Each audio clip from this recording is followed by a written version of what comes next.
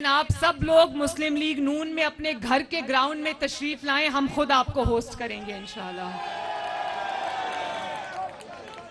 तो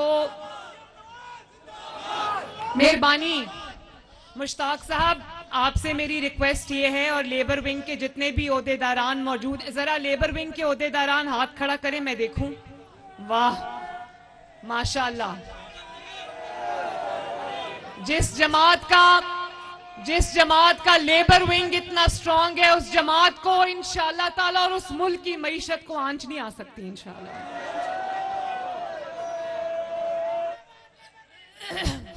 मुश्ताक साहब, आप इसको लेबर विंग को और ज्यादा स्ट्रेंथन करें। इसमें जो मुल्क के मेहनत कश हैं, इस मुल्क के जो रीढ़ की हड्डी की हैसियत रखते हैं मजदूर, आप उनको और ज्यादा फोल्ड्स में लेकर आए और अपने इस विंग को और ज्यादा मुतहरक करें और मुल्क के कोने कोने तक इसको आप पहुंचाएं।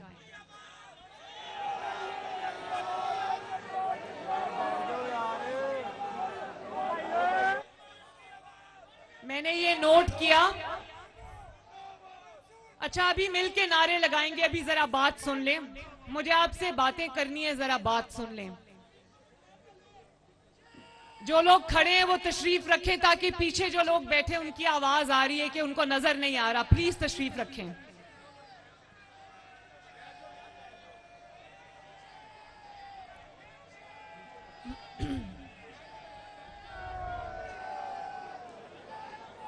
मुझे इस बात का इल्म है कि इतने मुश्किल और सख्त मुआशी हालात के बावजूद वजीर आजम शहबाज शरीफ साहब ने जो मिनिमम वेज है उसको 35,000 तक मुकर्रर किया है। और मुझे उम्मीद है और मैं ये आपका मैसेज उन तक पहुंचाऊंगी, क्योंकि ये मेरे भी दिल की आवाज है कि मिनिमम वेज जो है वो 40,000, कम से कम 40,000 होना चाहिए। ये बात मैं इंशाल्लाह इसहाक डार साहब तक भी पहुंचाऊंगी, वजीर आजम साहब तक भी पहुंचाऊंगी, और मैं कोशिश भी करूंगी। ये भी बहुत कम है, क्योंकि मेरा ख्याल है कि जितनी पाकिस्तान की तरक्की में, पाकिस्तान के चलने में मजदूर का हाथ है, इतना शायद मेहनत किसी और की नहीं है। अभी मैं सऊदी अरब उम्रे के लिए गई मियां साहब के साथ, तो वहां पर मैंने पाकिस्तानियों को मेहनत करते देखा, मैंने उनको सड़कें बनाते देखा, मैंने उनको कारखानों में काम करते देखा, मैंने उनको जो हरमैन शरीफैन है वहां पर देखा। इतनी जांफशानी से, इतनी मेहनत से, इतनी लगन से काम करते हैं। तो मुझे ये एहसास हुआ कि इस मुल्क में पाकिस्तान, जितना पोटेंशियल पाकिस्तान में है, जितना पोटेंशियल पाकिस्तान की मईशत में है, जो नेमतें अल्लाह ताला ने पाकिस्तान को दी हुई हैं, अगर पाकिस्तान नवाज शरीफ साहब के विजन पर चले और इस मुल्क की तरक्की में कोई रुकावट आड़े ना आए, तो इंशाअल्लाह ताला उन लोगों को बाहर जाके मजदूरी करने की जरूरत नहीं पड़ेगी।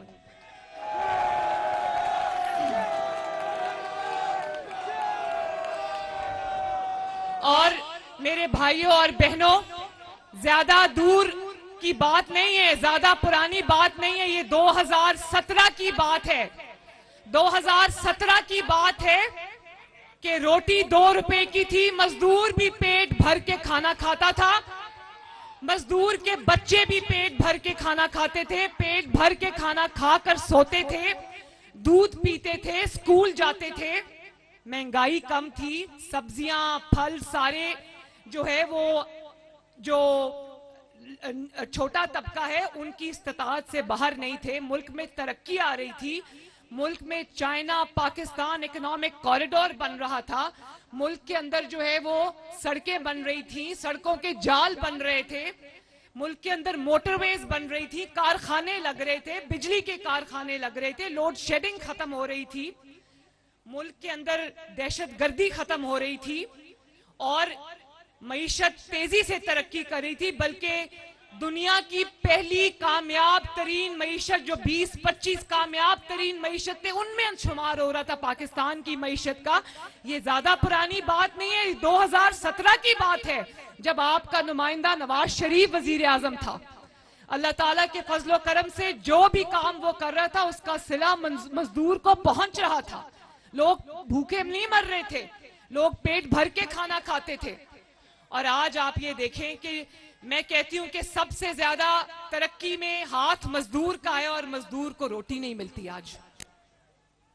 और आज मैंने सुना कि ये जो फितना है ये मजदूरों के लिए रैली निकाल रहा है, तो मैं इसको कहती हूं कि तुम रैली ना निकालो, तुम सिर्फ पाकिस्तान के खिलाफ साजिश करना बंद कर दो, मजदूर का भला हो जाएगा।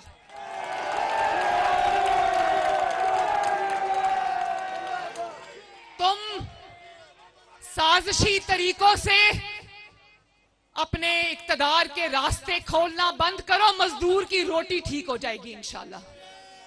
और ये मैं आपको बताऊं, ये मैं आपको बिल्कुल खुदा लगती बात कह रही हूं, इस मुल्क के अंदर इतना पोटेंशियल है, इस मुल्क के अवाम के अंदर इतना पोटेंशियल है, इस मुल्क की तरक्की में एक शख्स हाइल है, उसका नाम है इमरान खान। और मैं आपको ये बात सिर्फ इसलिए नहीं कह रही कि वो मेरा सियासी मुखालिफ है, सियासी तो वो नहीं है, वो दहशतगर्द है। जो हमारे मजहब के अंदर फितने की डेफिनेशन है ना, आप वो उठा के देख लो, वो इमरान खान पे फिट आती है। मुल्क की तरक्की में एक ही चीज रुकावट है, मैं जीत जाऊं मैं तब मुल्क की तबाही करूंगा, मैं हार जाऊं मैं तब मुल्क को चलने नहीं दूंगा। उस शख्स का नाम है इमरान खान। खुदा के वास्ते इस मुल्क पर रहम करो।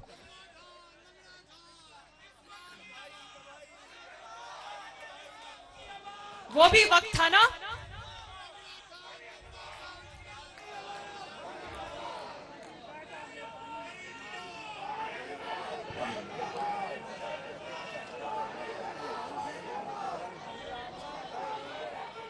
मेरे भाइयों और बहनों, वो भी वक्त था ना जब डॉलर 97, 98 और 100 रुपए का था, वो वक्त था ना। और 2013 से लेकर 2018 तक, 2017 तक जब नवाज शरीफ साहब ऑफिस में थे, प्राइम मिनिस्टर थे, आटे की कीमत उन्होंने मजदूर के लिए 35 रुपए से बढ़ने नहीं दी। चीनी की कीमत उन्होंने अल्लाह ताला के फजलो करम से मजदूर के लिए 50 रुपए, सब्जियों की, फलों की कीमतें उन्होंने मजदूर के लिए बढ़ने नहीं दी। वो एक ही बात करते थे कि इस मुल्क का गरीब और मजदूर जो है वो पेट भर के खाना खाए। और इस मुल्क में जो सड़कें बन रही थी, जो मोटरवेज बन रही थी, जो मेट्रो बस बन रही थी, जो ऑरेंज लाइन बन रही थी, जो तरक्याती मंसूबे बन रहे थे, उसका फायदा किसको हो रहा था? उसका फायदा पाकिस्तान के मजदूर को और गरीब को हो रहा था। फिर किसको तकलीफ हुई? किसको तकलीफ हुई? आज अगर 2 रुपए की रोटी 25 रुपए की है, 20 रुपए की है, तो किसको इल्जाम देना है? आज अगर वो 97 पे जो डॉलर था, आज जो 297 रुपए का है, तो किसको इल्जाम देना है? 280 रुपए का है, किसको इल्जाम देना है?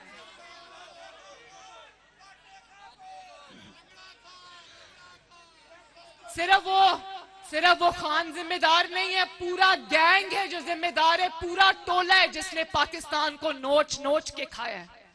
और मैं अभी वो बात करूंगी, वो बात करनी पड़ेगी कि ये मुल्क आगे क्यों नहीं बढ़ रहा, ये मुल्क पीछे की तरफ क्यों जा रहा है। ये बात आज मुझे करनी पड़ेगी और ये बात मुझे आपसे करनी पड़ेगी, ताकि आपको ये पता चले कि आपके मुल्क की जड़ों को खोखला कौन कर रहा है, आपके मुल्क को गिद्धों की तरह नोच नोच के कौन खा रहा है और उसकी क्या वजह है। आपको याद होगा ये जो गैंग है जिसका सरबराह सरगना इमरान खान है और जिसमें तरह तरह के पाकिस्तान का करप्ट तरीन जो शख्स उठा के देख लो वो इस गैंग में शामिल है, चाहे वो साकिब निसार हो या वो जनरल फैज हो या वो जस्टिस मुजाहिर अली नकवी हो या वो इनका कोई भी आलाकार हो, जिसको उठा के आप देखेंगे वो शख्स पाकिस्तान का करप्ट तरीन फर्द निकलेगा जो इसके साथ शामिल है। और 2017 में आपको याद होगा, 2017 में जब नवाज शरीफ का और आपका पाकिस्तान तेजी से तरक्की कर रहा था, इमरान खान का 2014 का धरना फेल हुआ, 2017 का उसका 16 का लॉकडाउन फेल हुआ, जब पे दर पे उसकी हर चाल नाकाम हुई, तो उस वक्त जो जस्टिस खोसा था, आसिफ सईद खोसा, उसने देखा कि इमरान खान की तो हर चाल नाकाम हो रही। उसने इमरान खान को कहा कि इधर उधर मारे मारे क्या फिरते हो, मेरे पास लेकर आओ, मैं नवाज शरीफ को तुम्हारे रास्ते से कांटे की तरह हटाता हूं।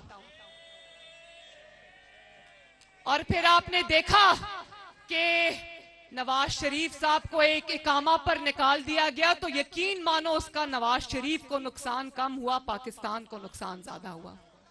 और वो दिन है, और आज का दिन है, पाकिस्तान जो है वो ट्रैक से उतर गया, पाकिस्तान ट्रैक पे चढ़ता हुआ नजर नहीं आ रहा।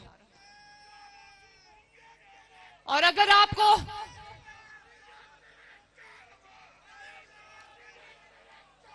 और आप ये देखो कि ये उनको नजर आ रहा था कि मुल्क तरक्की कर रहा है, उनको नजर आ रहा था मुल्क तरक्की कर रहा है, लेकिन किसी को एक्सटेंशन चाहिए थी, किसी ने वजीर आजम बनना था, किसी ने कुछ करना था। तो ये इनका जो इस टोले का जो आपस में ये एक दूसरे के बेनिफिशियरीज थे, इन्होंने मुल्क का इतना बड़ा नुकसान कर दिया कि मुल्क आज, मेरा मुल्क, आपका मुल्क आज संभलने में नहीं आ रहा। और आज आप देखो, आज उसका रिपीट हो रहा है, आज उसका रिपीट हो रहा है। आज भी आप देखो, जब इमरान खान की हुकूमत खत्म हुई, शुक्र है खत्म हुई, लॉन्ग मार्च इसका नाकाम हुआ, जेल भरो तहरीक इसकी नाकाम हुई, नए चीफ ऑफ आर्मी स्टाफ की तकर्री को रोकने की साजिश इसकी नाकाम हुई, हर हरबा इसका नाकाम हुआ, असेंबलियां तोड़ने का फैसला नाकाम हुआ। तो आज आप देखें, एक नई जुडिशियल एस्टैब्लिशमेंट आ गई है इसको बचाने के लिए। कुछ चेहरे पुराने हैं, कुछ नए चेहरे बीच में शामिल हो गए, और सबका आपस का इंटरेस्ट है। ये एक इवल नेक्सस है, उसमें नवाज शरीफ फिट नहीं होता, क्योंकि नवाज शरीफ को, जिसके ऊपर इन्होंने इतने झूठे इल्जाम लगाए, उन इल्जामों की बात भी अभी हम करेंगे, ना वो खाता है ना खाने देता है, ये खाते भी हैं और खिलाते भी हैं।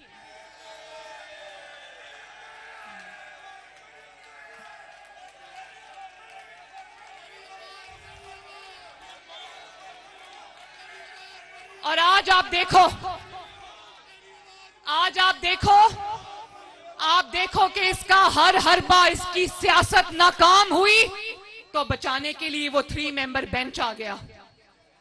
आज मुल्क को जितने भी आईनी और कानूनी जो हचकोले मुल्क खा रहा है, मसाइल जो पैदा हुए अभी रिसेंटली, उसका जिम्मेदार वो कंट्रोवर्शियल सुओ मोटो नोटिस है जो जस्टिस एजाजुल एहसन और मुजाहिर अली नकवी ने लिया।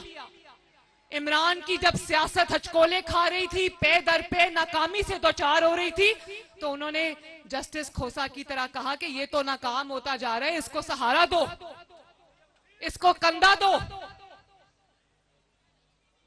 तो वो जो केस लाहौर हाई कोर्ट में चल रहा था, उसको खींच के जबरदस्ती वो 3 मेंबर बेंच जो है वो अपने पास ले गया, और सुओ मोटो नोटिस जो है उस पर लिया गया। और आप देखो, आज पाकिस्तान में इतनी मईशत की बुरा हाल है, पाकिस्तान के अंदर तरक्की जो है उसको वो जाम हो चुकी है, लेकिन आप ये देखो मुल्क को किस किस्म के जबरदस्ती के मसाइल में उलझाया हुआ है। और आप देखो कि जस्टिस अतर मिनल्ला ने जब इलेक्शन का इन्होंने फैसला किया, इनको इलेक्शन की जल्दी नहीं है, इनको ये जल्दी है कि इनके होते होते इलेक्शन हो जाए, वरना हमें इलेक्शन जिताने वाला कोई नहीं होगा।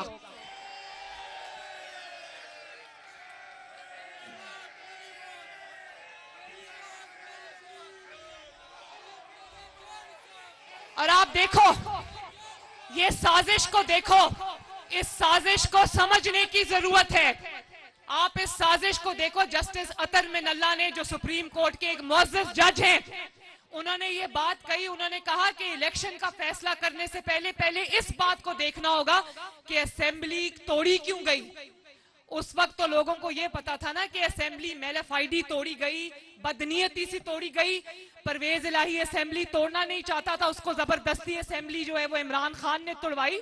अब तो वो बात भी कहीं पीछे रह गई। असल साजिश का भांडा खुद इस फितना खान ने फोड़ा कि हुकूमत खत्म होने के बाद ये ईवान सदर में इमरान खान जो है ये बाजवा से मिला, जो तब चीफ ऑफ आर्मी स्टाफ था, और सदर की मौजूदगी में कहता है कि मुझे जनरल बाजवा ने कहा था तुम असेंबलियां तोड़ दो। इस तरह ये असेंबली टूटी। और आज ये सवाल करना बनता है ना पाकिस्तान की आवाम का कि किस मंसूबे के तहत आपको कहा गया कि वो असेंबली तोड़ो, और वहां तोड़ने तक बात खत्म नहीं होती। बात ये थी कि असेंबली टूटेगी और सुप्रीम कोर्ट में सहूलतकार बैठे जो आपको इलेक्शन आपके आगे रख देंगे।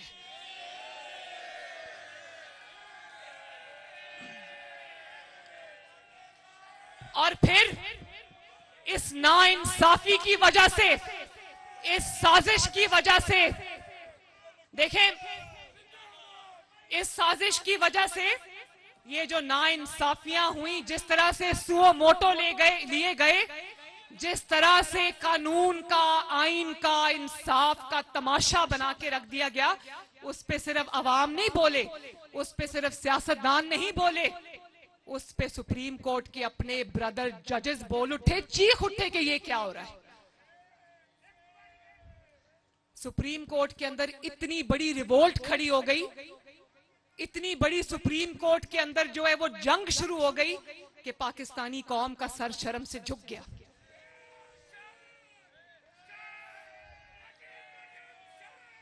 और आप देखें, आज सिर्फ मैं बात नहीं कर रही, सियासतदान बात नहीं कर रहे, पार्लियामेंट बात नहीं कर रही, पहले बात जो है वो ब्रदर जजेस ने की। सुप्रीम कोर्ट के सीनियर तरीन जजेस ने इस नाइंसाफी के खिलाफ, इस साजिश के खिलाफ आवाज उठाई। उसके बाद बार काउंसिल्स ने इसके खिलाफ आवाज उठाई। पहले तो अवाम के सामने ये आना चाहिए ना कि जनरल बाजवा साहब, जिसको आप मीर जाफर कहते थे, जानवर कहते थे, जिसको आप गद्दार कहते थे, उसके कहने पर आपने असेंबली क्यों तोड़ी? और क्या असेंबली तोड़ने तक प्लान था? नहीं, प्लान आगे तक था कि तुम असेंबली तोड़ो, ये 3 मेंबर बेंच तुम्हें इलेक्शन देगा। आज जब नया इलेक्शन होने जा रहा है, नया जनरल इलेक्शन अक्टूबर में होने जा रहा है, तो अब आरटीएस नहीं बिठा सकते, तो इमरान खान के सहूलतकारों ने उसको लाने का ये मंसूबा बनाया। इंशाअल्लाह ताला ये मंसूबा अब तुम्हारा, वो कहते हैं ना, पेपर आउट हो गया, ये मंसूबा तुम्हारा कामयाब नहीं होने देंगे इंशाअल्लाह ताला।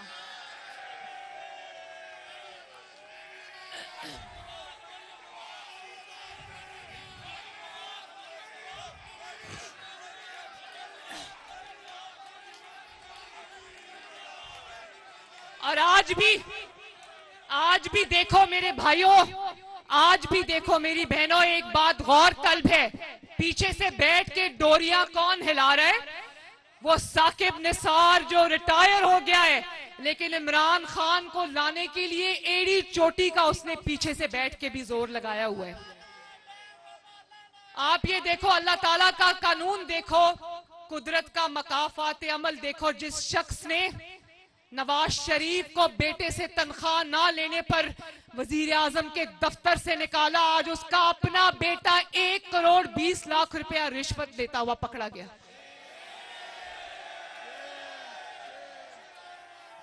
साकिब निसार का बेटा, उसकी ऑडियो हमने सुनी, उसका बेटा कह रहा है कि किसी को जो टिकट के लिए अप्लाई किया है, पीटीआई के टिकट के लिए, उसको कह रहा है कि तुमने अगर 1 करोड़ 20 लाख से कम लिए तो मैं तुम्हारी टांगे तोड़ दूंगा।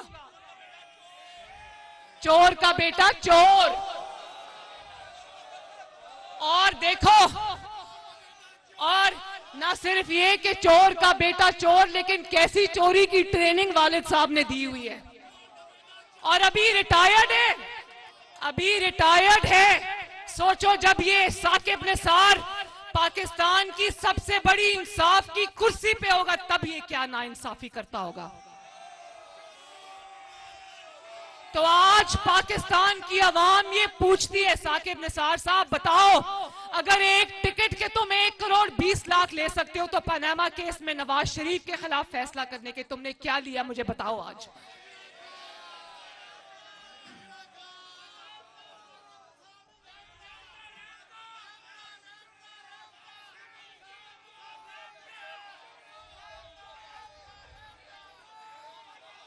और आपको याद होगा जब मेरे खिलाफ साकिब निसार की कोई वो ऑडियो आई थी जिसमें उसने कहा कि मरियम को ठोक दो, यानी कि मरियम को उड़ा दो, मरियम को मार दो, क्योंकि वो तुम्हारा चेहरा रोज आके अवाम के साथ एक्सपोज करती है, उसको ठोक दो का लफ्ज इस्तेमाल किया और कहा और कहा कि मरियम बड़ी सख्त जबान बोलती है और इस तरह की बातें की। तो आज उसके बेटे की ऑडियो में उसके बेटे की जुबान सुनी आपने? शर्म से सर झुक जाते हैं। बाहर से पढ़ के आया है, वो भी हमारे खर्चे के ऊपर, और उसकी जुबान सुने जरा। गाली दिए बगैर उसकी कोई बात कंप्लीट नहीं होती।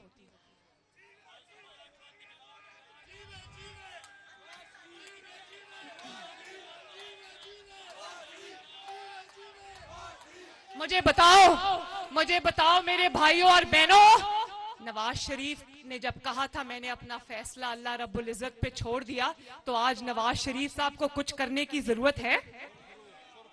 ये खुद भी बोल रहे हैं, इनके साथी भी बोल रहे हैं और इनके बच्चे भी बोल रहे हैं।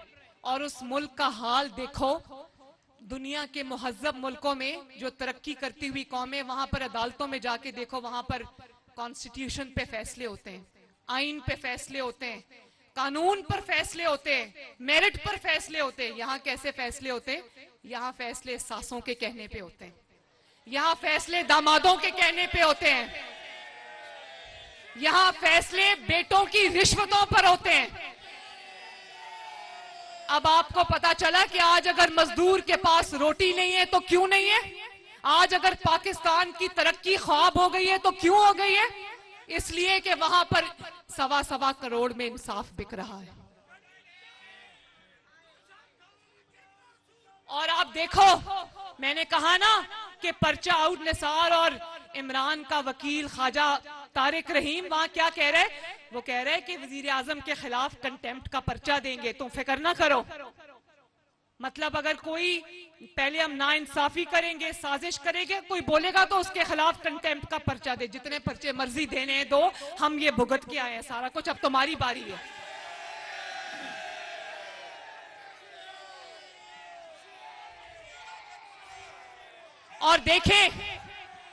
और आप देखें कि चीफ जस्टिस उमर अता बंदयाल साहब की सास कह रही है, उसकी सास कह रही है कि मैं इमरान के लाहौर के जलसे में गई थी, लाखों लोग थे, तो लाखों लोग थे, इसी तरह हर शहर में लाखों लोग उमर अता बंदयाल साहब के लिए दुआएं कर रहे हैं। तो जरा देखें तो सही, हर शहर में जाके लाखों लोग उमर अता बंदयाल साहब के लिए क्या कह रहे हैं।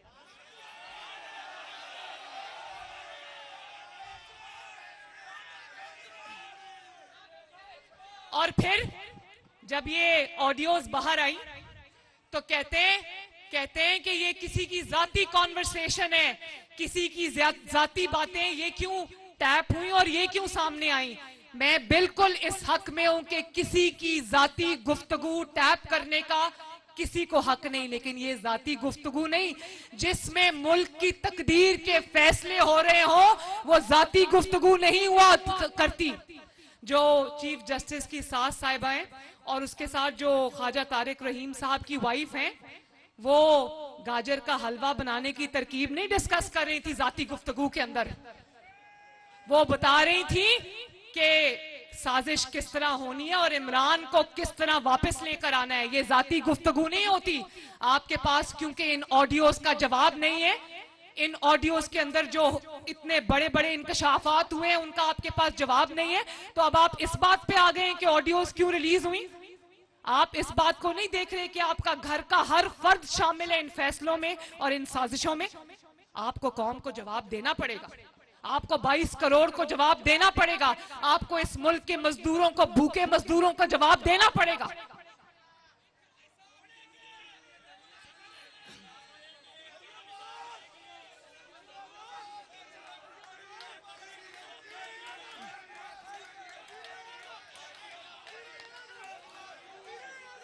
और आप देखो ये जो टोला है, ये जो गैंग है, ये किसको लाना चाहता है।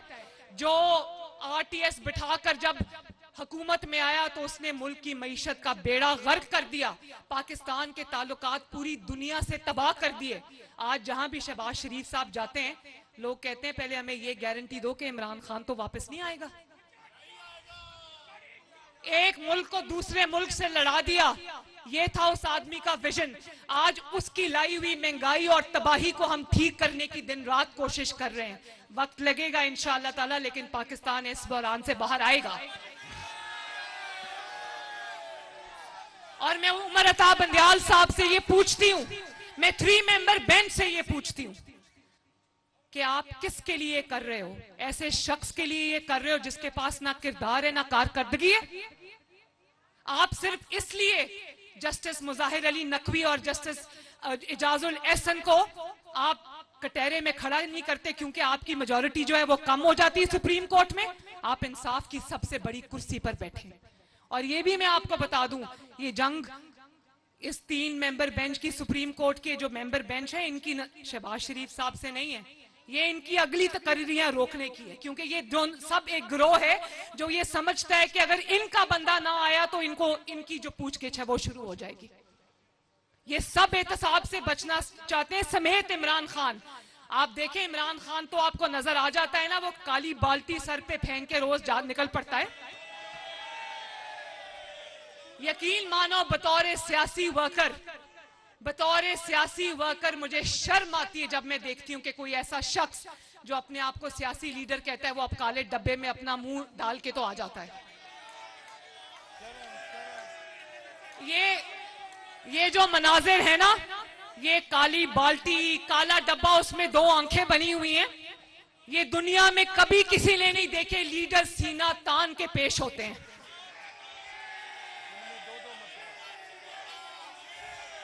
लीडर्स अपने वर्कर्स के आगे, अपने कारकुनों के आगे, अपने अवाम के आगे ढाल बन के खड़े होते, मुंह पे काला डब्बा पहन के नहीं आते।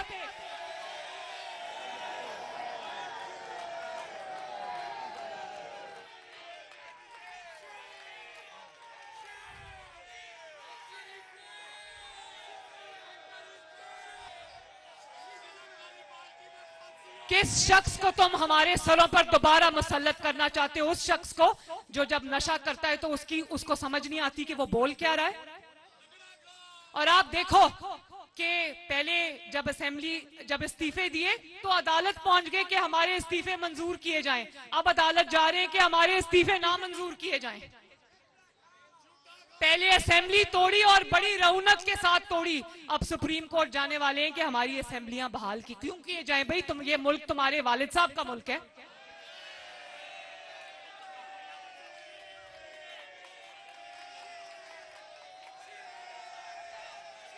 इस मुल्क के मालिक तुम नहीं हो। इस मुल्क का मालिक तुम्हारा मंशियात ज़्यादा दिमाग नहीं है। इस मुल्क के जो मालिक तुम्हारे सहूलतकार नहीं है। इस मुल्क के जो मालिक हैं वो 22 करोड़ अवाम है। और आप ये देखो,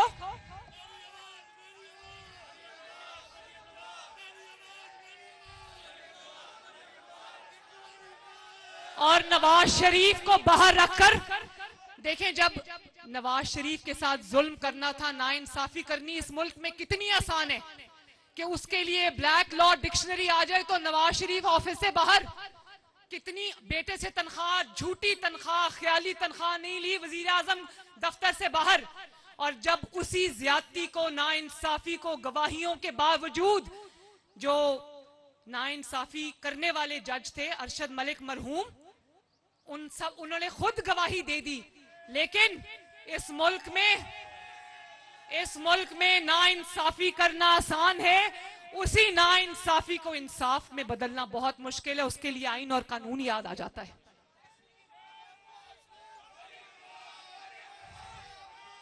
मैंने कहा था ना, नवाज शरीफ के 75 साल दौर में, एक मिनट, पाकिस्तान के 75 साल की उम्र में नवाज शरीफ के 9 साल निकाल दो, क्या बचता है पीछे? खंडरात बचते हैं पीछे। इस मुल्क से बिजली के मंसूबे, China Pakistan economic corridor, orange line जो है, मेट्रो बस जो है, मोटरवेज जो है, वो निकाल दो, पीछे क्या बचता है? पीछे खंडरात बचते हैं। नवाज शरीफ ने, अगर देखो, नवाज शरीफ के 9 साल में नवाज शरीफ ने अल्लाह के फजल करम से पाकिस्तान को इतना कुछ दिया, तो पाकिस्तान के जो पीछे 65 साल बचते उसमें क्यों नहीं किसी ने कुछ कर लिया? यही तकलीफ है, क्योंकि नवाज शरीफ आता है तो इस मुल्क की तरक्की के लिए दिन रात एक करता है, मजदूर की रोटी के लिए दिन रात एक करता है। और वो क्या करता है, वो क्या करता है, जब वो आरटीएस बिठा के आता है तो वो घड़ियां बेचने का कारोबार शुरू कर देता है। वो घड़ियां बेचने का कारोबार शुरू कर देता है और उसके बाद उसकी बीवी जो है पिंकी पीरनी, वो एक अलग दुकान खोल लेती है। एक एक फाइल के 5-5 कैरेट के हीरो की अंगूठियां वो रिश्वत में लेती है। और एक फाइल पे दस्तखत के लिए वो कह रही थी फोन पे कि तुमने 3 कैरेट की अंगूठी दी तो मैं 3 कैरेट की अंगूठी पिंकी पीरनी को कैसे दे सकती हूँ, कम से कम 5 कैरेट की तो दो।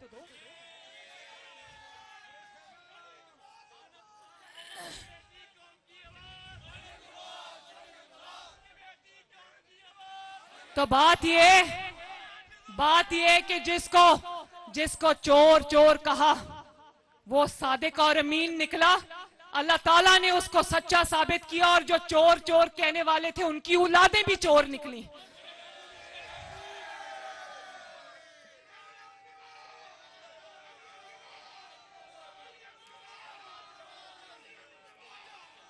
अब आपको पता चला है, मैं आवाम से पूछती हूं कि अब आपको पता चला है कि असल सिसिलियन माफिया कौन है, असल गॉडफादर कौन है इस मुल्क के। ये वो हैं जो साजिशी गठजोड़ है, जिन्होंने पैसे बनाए भी हुए, खाए भी हुए, खिलाए भी हुए। ये कोई नेक नाम का बंदा इस मुल्क के सिस्टम के अंदर आने नहीं दे सकते, क्योंकि इन सब के पोल खुलते हैं, इन सब के जो चीजें वो सामने आती हैं, इनकी औलादों की चीजें सामने आती हैं। और इंशाअल्लाह ताला जो एक्सपोज हो चुके हैं वो तो कौम के सामने आ गया, जो एक्सपोज अभी नहीं हुए ये खुद ही एक दूसरे को एक्सपोज करेंगे। नवाज शरीफ साहब आराम से बैठकर मकाफात अमल देख रहे हैं।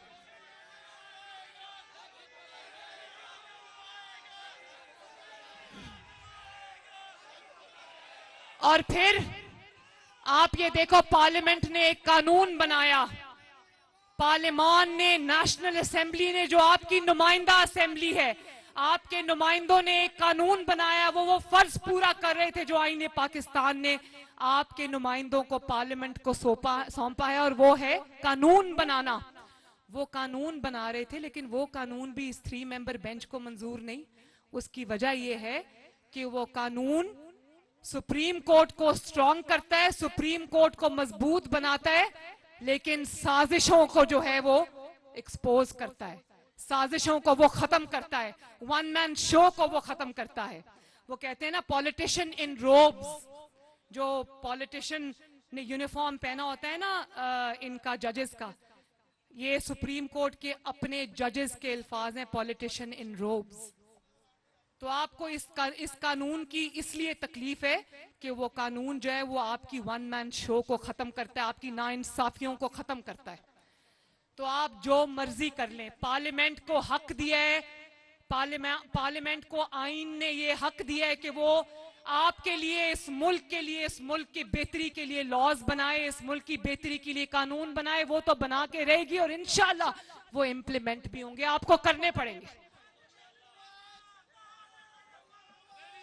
आपको पार्लियामेंट का फैसला मानना पड़ेगा, आपको इस मुल्क के आईन का फैसला मानना पड़ेगा, आपको इस मुल्क के कानून का फैसला मानना पड़ेगा, आपको इस मुल्क के मुंतखब नुमाइंदों का फैसला मानना पड़ेगा, और इंशाअल्लाह ताला पार्लियामेंट अपना फैसला मनवा के रहेगी।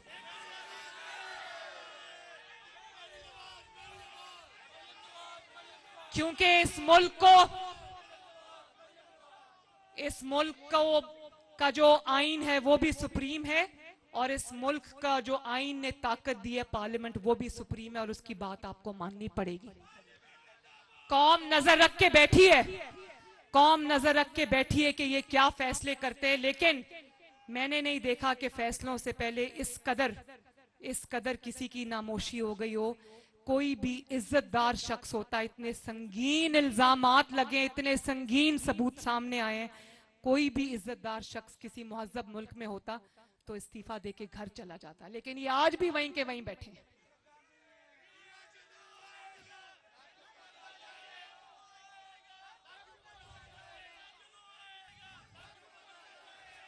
इंशाअल्लाह ताला इंशाअल्लाह ताला पार्लियामेंट का फैसला आपको मानना पड़ेगा।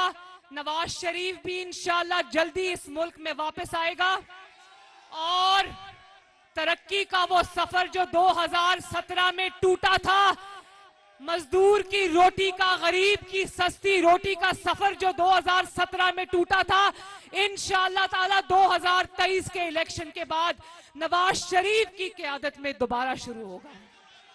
अल्लाह ताला आप सबका हामी और नासिर हो। लेबर विंग जिंदाबाद, पाकिस्तान का मजदूर मेहनत कश जिंदाबाद, पाकिस्तान पाइंदाबाद। शुक्रिया।